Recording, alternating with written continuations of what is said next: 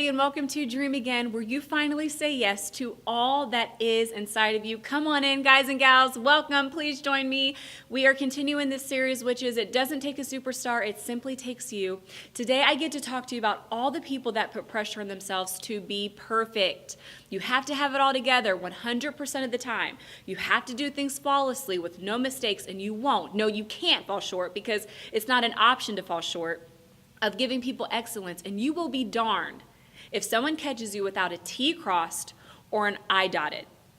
Is anybody out there guilty of this? If no one is, I know I can raise my hand loud and proud. We're really not proud, but I can raise my hand because this is me. I struggled with perfectionism for a very long time and still have to release the desire to be that way, especially after launching something that I want to be just right. And I first must say this about perfectionists. Perfectionists are great in the fact that they guarantee thorough, high quality, and excellent work. Perfectionists do their research, so a strong reliance and trust is built with others. Perfectionists work hard to get a job done, and they will not stop until it's done right. These are all strong and awesome traits of a perfectionist, but behind every true perfectionist is a story that includes a situation, an experience, or a person that did something in such a way that that perfectionist, and if it is you, that you translated as you're not good enough. And because it seriously impacted you, you didn't just ignore that comment. Instead, it became your belief. And my story goes like this. When I was younger, I witnessed a lot of anger in my home. In certain situations, I wasn't able to have silly outbursts or fun moments because anything done outside of the ordinary could ignite this anger. So I learned to be on my best behavior at all times, in other words, perfect, to avoid consequences. And this anger produced a fear in me, in which I was not fully able to be myself. That is where the belief came in that being myself was less important than being on my best behavior. So being me was not good enough. And this belief was reinforced for years to come as I encountered moments when I thought I could be vulnerable with trusted friends and wound up hurt because my openness was used against me. People who would compliment me to no end when I was all dolled up, which made me feel as though I always had to look a certain way. I had to look perfect. People who would often volunteer me and commit me to projects because I had this reputation of being someone that always did a phenomenal job. So if I had this reputation, I had to meet that standard. And so the pressure was on me. I put pressure on myself and said, you know what, if I have this reputation, then I will never and I won't disappoint anyone at any time. And that's a pretty high and impossible standard. So I thought being perfect makes people happy. And when people are happy, then I could be happy. Did you guys catch that? I said, being perfect makes people happy. And when people are happy, then I'm happy. So basically, that sentence backwards, if we do a rewind, it's I'm happy when people are happy, and their happiness comes from my ability to be perfect. And that's it, you guys. That is the common thread among perfectionists. Our work and our efforts are rooted in what other people think. Oh my gosh, if I don't do this, what are people going to say? Oh my gosh, if I don't do this, who will be disappointed? If I fail at this, how will I be perceived? Your life becomes about chasing the approval of others. And you guys, it will wear you out. And exhaustion is just one thing that perfectionist or perfection causes. I know people who take pride in not making mistakes, and they have these haughty attitudes and feel as though they have the right to judge and critique others when they themselves have their own issues. I've seen people throw themselves in graves because they made one tiny mistake, and it takes them days to get over that. And I'll raise my hand right there. That's me. It takes me a long time to get over mistakes that I've made. I've seen people who refuse to do something new or silly or fun or take risks because they don't want to look like they don't have it all together. I've witnessed people lie and blame others to cover up for their mistakes, to keep their poised reputation intact. I've witnessed people who refuse to be vulnerable and open because it shows weakness. I've even seen people neglect their spouse and their children because perfecting their work is more important. But can I challenge you to embrace a new en vogue way of life tied up in one word, which is imperfection, where you make a mistake and you don't translate it as you are the mistake, But you make a mistake and see it as one small moment in time that has the ability to shape your character for the better.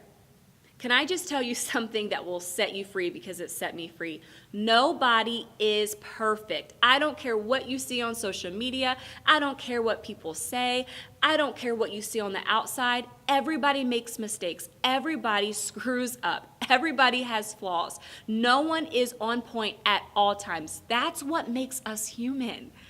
That's what makes us real. That's what makes us relatable. That's what strengthens us.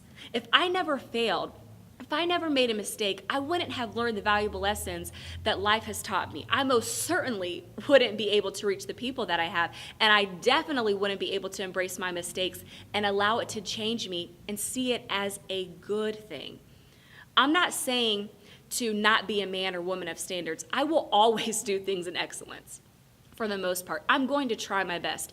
I'm going to put 100% effort in what I do, but I will not live in perpetual fear of mistakes or allow other people to define my worth, relying on their opinions to give me a sense of value. I refuse to put imperfect people on pedestals and compare my life to theirs. You know, I look at my life and I've got strengths. I know my strengths.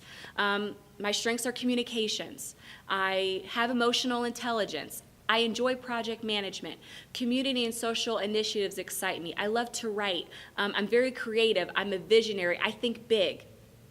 And so those are my strengths. But when I was out of college, I was placed in a role as a sales analyst, completely opposite somewhat of what I typically do. And that's what began to break my perfectionism spirit, I guess you could say. I was completely out of my comfort zone. I made mistakes all the time, and the mistakes were exposed because I was a part of a team, and numbers don't lie. You know, and I work for the same company, and although I enjoy what I do now, it still takes me out of my comfort zone from time to time.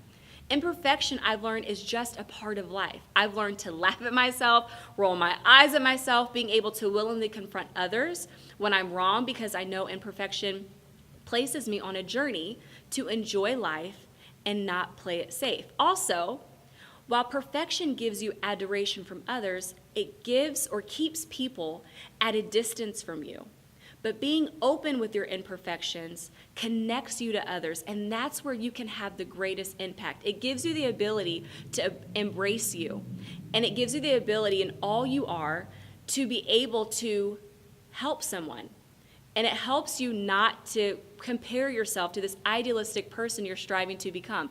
Imperfection in action gets you closer to your dreams than perfection inactive. Perfectionists stay inactive at times because they don't want to release something for it to be criticized by others. But I say, just go for it. If you fall, you fall. You will learn and be better from it. There is not a successful person in history that didn't have mess ups. Go back to that story in your life, that instance, that person, that experience where someone was done, or when something was done or said, and you interpreted it as, you are not good enough. That interpretation was a lie. It wasn't the truth. But now, as an adult, with new eyes and a fresh perspective, you can revisit that place and reject it. And you can tell that younger version of yourself the truth and accept it for yourself today. Fill your heart with all the beautiful qualities you have and God's love that He wants to pour over you through Scripture. And know that imperfection will never take away from those awesome qualities that you possess. And it won't take away from Christ's acceptance and love for you. I love this quote from a famous author that says this: perfection is fear in really good high heels. So I take off these shoes. Yep, taking off these shoes. You probably didn't know I wore slippers while we recorded, but I do. I'm taking off these shoes. I release the fear, and I say, welcome imperfection. Come on in. I'll see you guys next week. Bye.